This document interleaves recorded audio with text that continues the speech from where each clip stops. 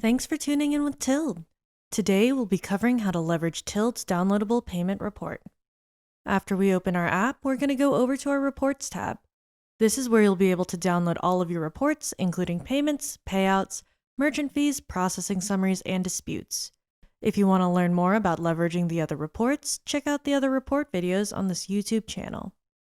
Currently, we are viewing this from the partner console, but the report types will also be the same viewed from the merchant console. Payment reports will show you details on merchant payments, like how much was processed in charges and refunds, or the total fees associated with a charge or refund.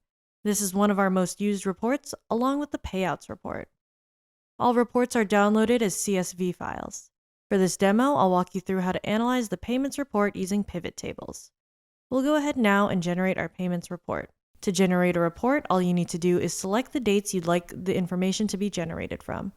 You are also able to narrow the report down by merchant or selected metadata, but for this example, we'll leave it blank, which will give us the information on every merchant. Once you've clicked Generate, you'll see that the report is processing. Once it is done processing, you'll see the status switch to successful, and you'll be able to download that report to your computer. I'll open this up now in Microsoft Excel so we can see all of our data. As you can see, there's a lot of generated data throughout this report. There are also some sections that appear as pound signs because the columns are not wide enough. You can fix this by clicking on the uppermost left-hand corner square to select the whole sheet, then go to Format within your Home tab and click on Auto Fit Column Width, which should correctly display all the data.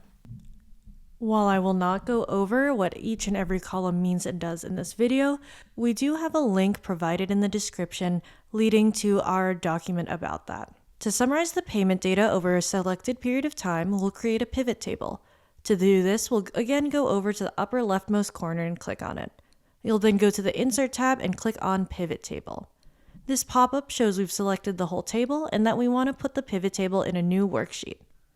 So you can see over here on our right-hand side, you'll see the previous column names that we can select from and move to in these different boxes that make up our pivot table. We have filters, columns, rows, and values. So this will equal out to what we want our pivot table to look like. We normally want to use our columns to show things linearly. So columns usually contain data that has dates. For our values, we want to put data that contains amounts or total amounts. And then our rows, we can separate out by whatever we'd like, such as IDs, statuses, or types. For this example, I want to see how much was refunded over the time period we selected for this report, and separated by the account ID and payment method type.